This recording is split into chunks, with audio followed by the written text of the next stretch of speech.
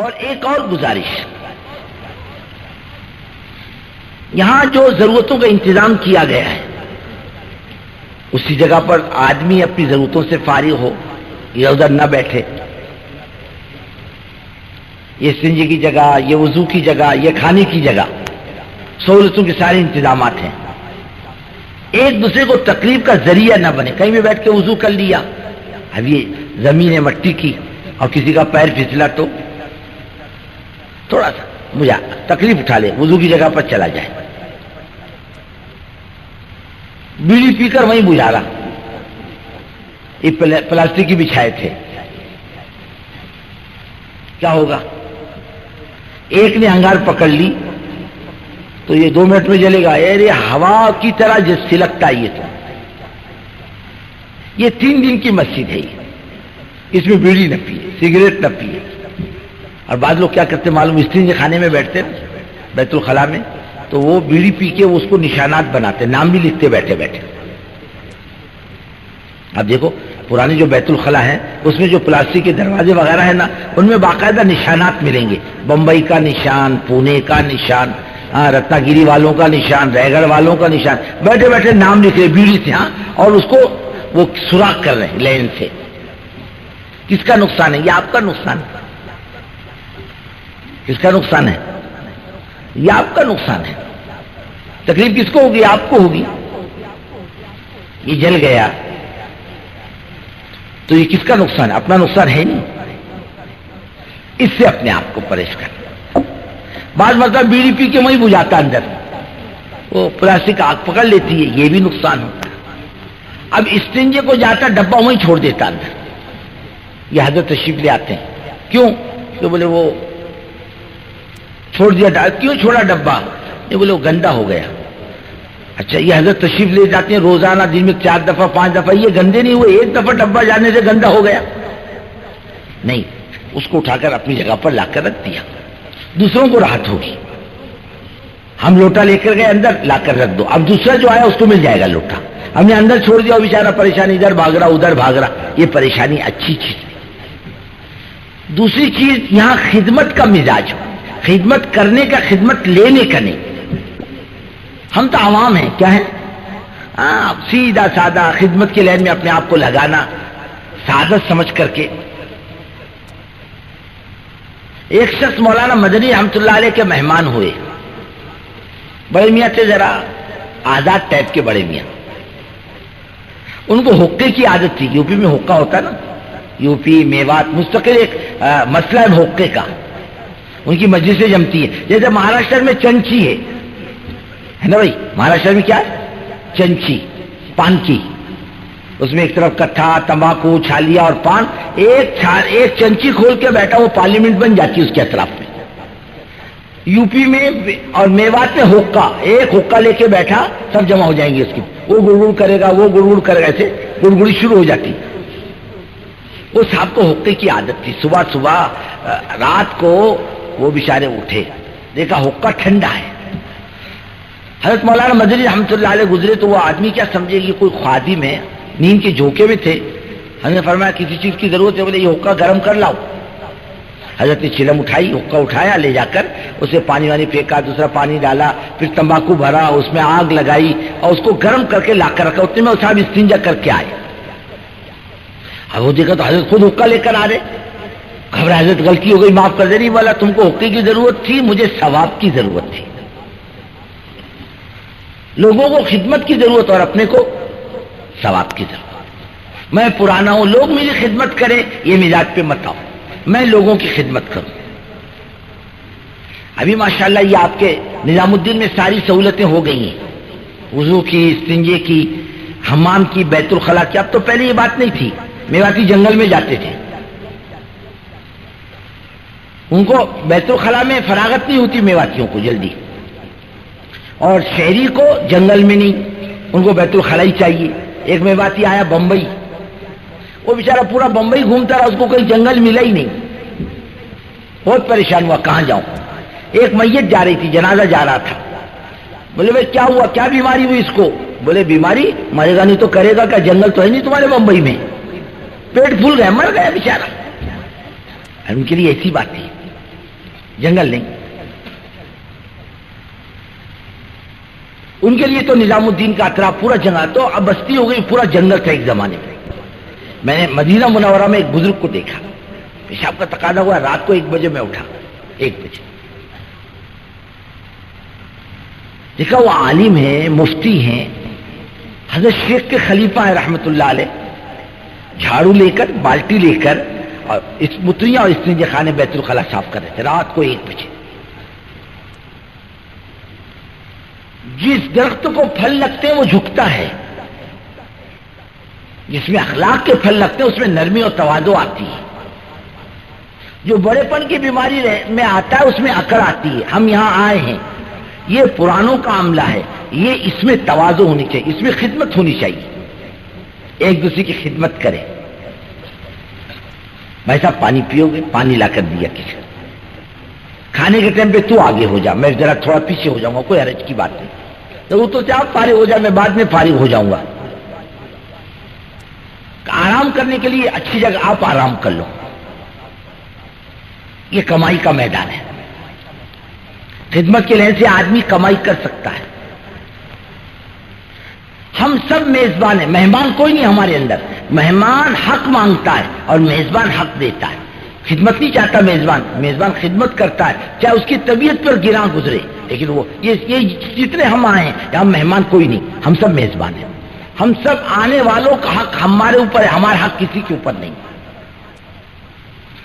ہم اس مزاج پر آئے، کسی کو تکلیف نہیں ہوگی. اور آدمی یہ چاہے کہ میرا اکرام ہو اور میری خدمت ہو اور اس میں کمی آ جائے گی تو اس میں شکایت کا جذبہ پیدا ہوگا. یہ بزرگ ہم سب میزبان ہیں یہاں پر، اجتماع ہم سب کا ہے. ہم سب ذمہ دار ہیں، فکر مند ہیں، کام کرنے والے پرانے ساتھی ہیں. ہمارا کام ہے آنے والے مجمع کی خدمت کرنا. یہ مزاج اللہ کرے ہمارا بنے. کرو گے نا بھائی؟ ہاں انشاءاللہ ادھاری بولتے.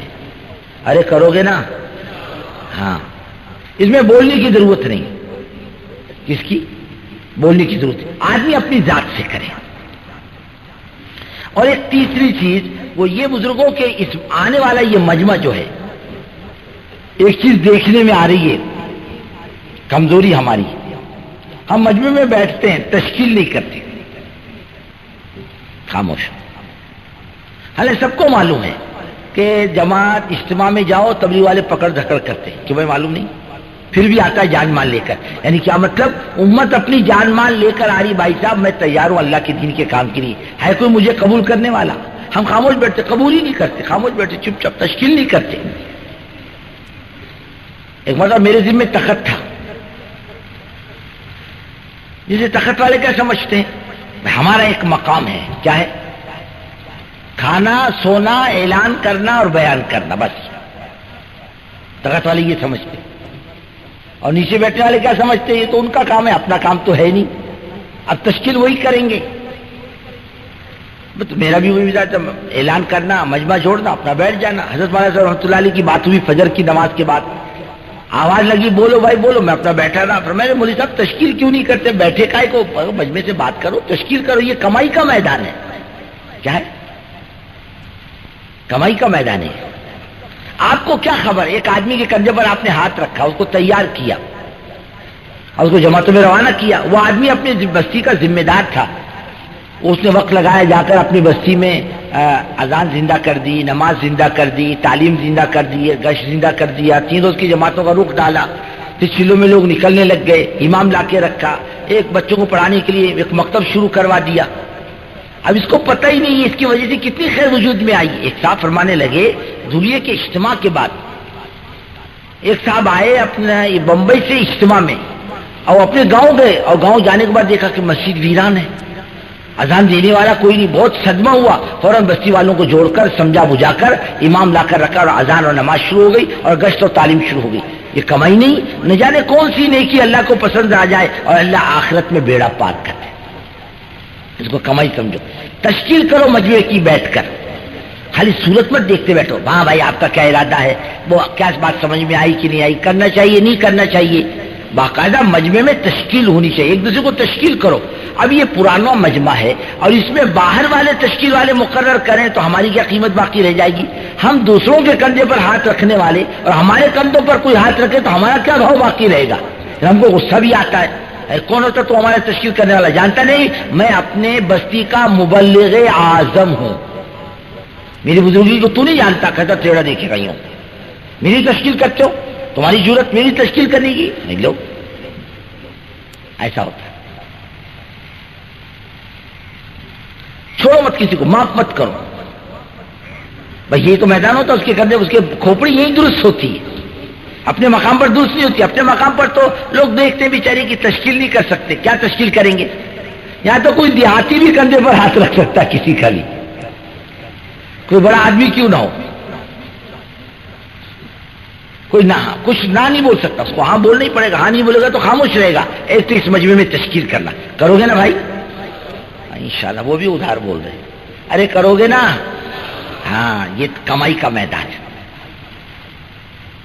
تشکیل کرنا، خدمت کرنا، اپنے اوقات کو صحیح لگانا اور فکروں کے ساتھ بیٹھنا،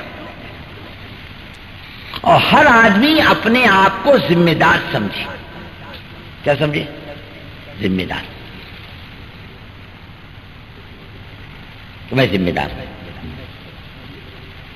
اور اپنی ضرورتوں سے فارغ ہو. جب اجتماعی عمل ہو تو انفرادی عمل میں نہ لگے، جم کر کے بیٹھے، مل کر کے بیٹھے، جڑ کر کے بیٹھے. ہم گھر چھوڑ دیتے ہیں، بال بچے چھوڑ دیتے ہیں، دکان چھوڑ دیتے ہیں، اجتماع میں آنے کے بعد بستر نہیں چھوڑتے. ایسا پکڑ کے بیٹھے گا بستر کہ جان جائے گی، بستر نہیں جائے گا. زمین جنبت زماں جنبت، نہ جنبت گل محمد. زمین ہل جائے، زمانہ ہل جائے، گل محمد بستر چھوڑ کے نہیں ہلتا. تم کتنی فضیلت سناؤ اور کتنے وعیدے سناؤ، لیکن گل محمد بستر نہیں چھوڑتا، وہی بیٹھا رہے گا اپنے بستر کے پاس. کہ وہ بھاگ کے لے کر بھگا کے لے جائے تو شیطان کہاں مارتا؟ دور بٹھائے گا یا سلائے گا یا پان کھلائے گا. شیطان بہت کائیاں ہے، وہ خوب جانتا ہے کس کو کہاں مارنا.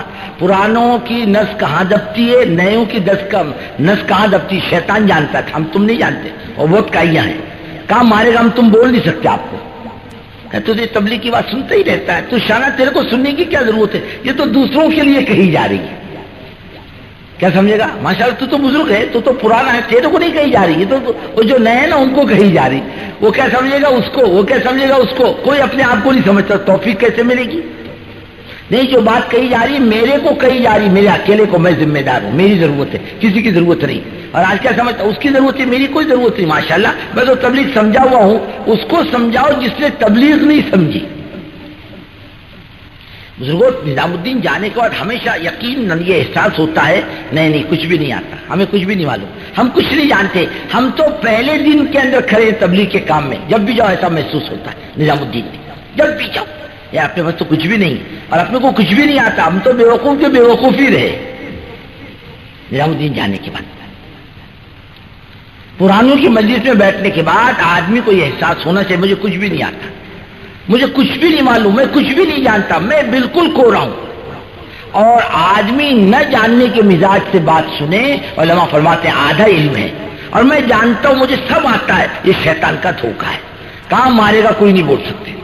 آدمی کی ترقی کی راہ میں سب سے بڑی رکاوٹ یہ ہے کہ آدمی یہ سمجھے مجھے تبلیغ آ گئی، مجھے کسی کی بات کی کوئی ضرورت نہیں، میں سب جانتا ہوں. یہ شیطان کا دھوکہ ہے. اللہ ہماری تمہاری حفاظت فرمائے